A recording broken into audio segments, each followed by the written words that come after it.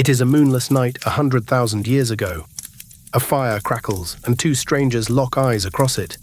In that single glance, the entire future of humanity may turn, because they are about to make a choice older than language, who to mate with, and that choice will echo through us. Today we swipe, we text, we agonize over a single message, but strip all of that away, and a primal question remains. What did our ancestors actually look for in a mate? And how much of that ancient instinct still whispers inside you?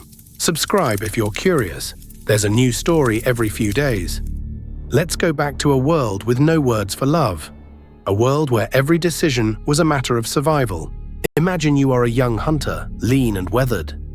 Your band numbers may be 30 people, all you have ever known. There are no strangers to meet, no crowds to scan. Your potential partners are the faces you grew up beside. So the first rule is brutal and simple. Avoid your own kin. Mating too close meant weak, sickly children who rarely survived. Evolution carved this lesson deep, long before anyone understood it. We still feel it, an instinctive recoil from the too familiar. So bands traded people, sending young members to neighboring groups. A daughter or son would leave, joining strangers far away. These meetings were rare, charged and electric with possibility. And here, the real choosing begins. Picture two people sizing each other up across a clearing. Before a word is spoken, their bodies are already reading signals. The face matters first. Symmetry, smooth skin, clear eyes. These weren't vanity. They were billboards advertising good health. Symmetry hinted at strong genes and freedom from disease.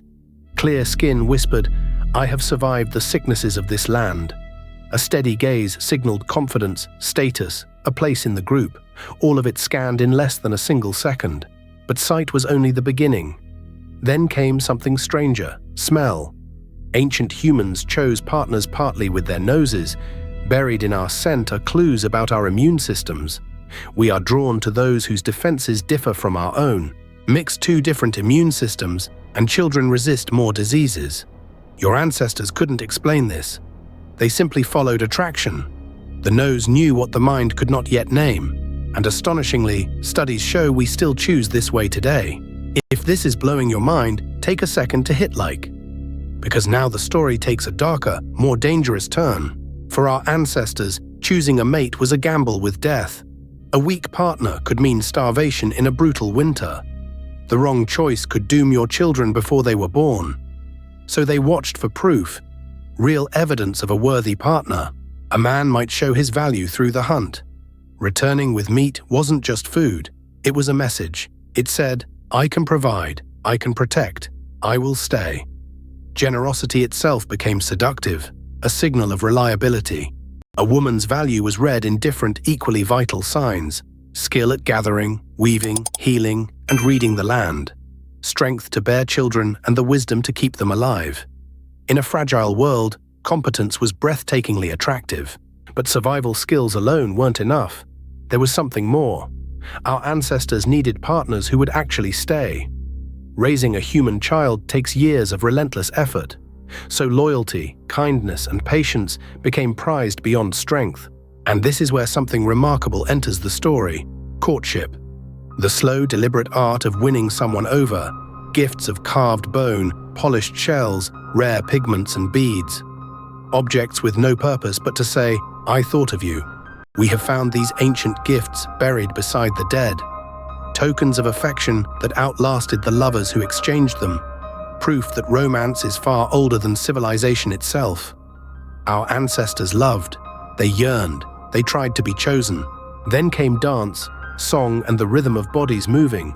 Firelight gatherings where the whole band watched and judged. To dance well was to show strength, grace, and stamina. And to be watched dancing was to be desired. But choice was rarely left to two hearts alone. The group had a stake in every pairing that formed. Elders, parents, and rivals all pressed their interests. A union could forge an alliance or spark a deadly feud. So love and politics tangled together from the very beginning. A mate was a personal desire and a public negotiation. Sometimes passion won, sometimes the band's needs overruled it. And here lies the open loop I promised to close. How much of this ancient ritual still lives inside you? Far more than you might dare to believe, you still scan faces for symmetry without ever deciding to. You're still drawn to a scent you cannot quite explain. You still value kindness, status, generosity, and the will to stay.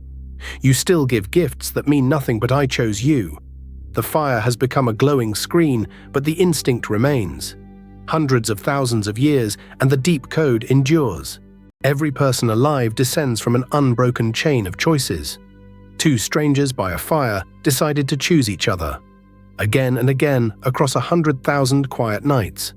And not one of those choices was inevitable, but there is a question we have skipped over entirely. What did our ancestors think youth itself actually meant? Youth signaled fertility, years of life left, children yet to come. But age carried its own strange and quiet power. To survive into old age was to prove something rare. It whispered, "I am strong, I am wise, I endured." And so age and experience could become their own attraction. A skilled elder might be chosen over a reckless youth. Status, after all, was the quiet currency of the band. And status could be inherited, fought for, or simply earned. Now consider the voice, a signal we forget entirely. A deep voice hinted at size, testosterone, and dominance. A softer, higher voice could signal youth and health. And we still read voices this way without ever realizing. A single sentence can stir attraction before the words register. But what happened when two people wanted the same mate? Rivalry was as ancient as desire itself, and just as fierce. Sometimes it ended in violence, a contest of raw strength. But often it played out in subtler, cleverer ways. A rival might out-hunt, out-give, or out-charm his competition, and the watching band remembered every triumph and every failure.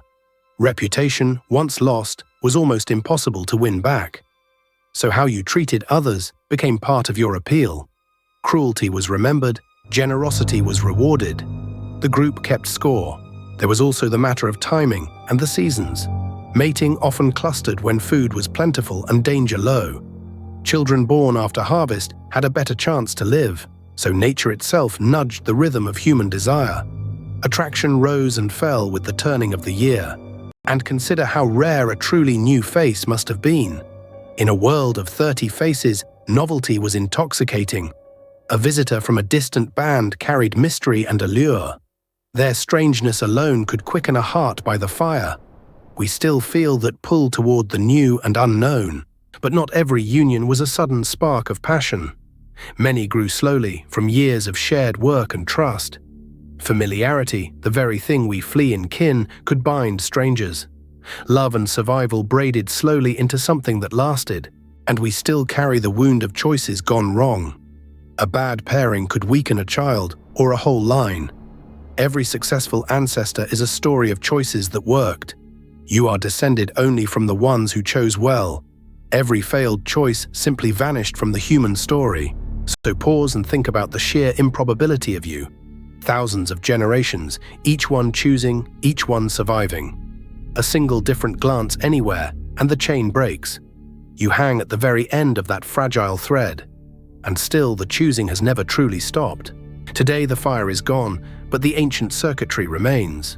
You scan, you smell, you judge, you yearn, you choose. The cave became a city, the band became a crowd. But the question beneath it all has never changed. Who do I choose? And who will choose me? Change a single glance and you would never have existed. You are the living answer to 100,000 quiet questions.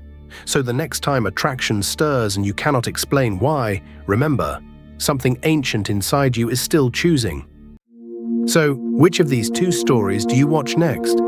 Pick the one that pulls you in and tap it now.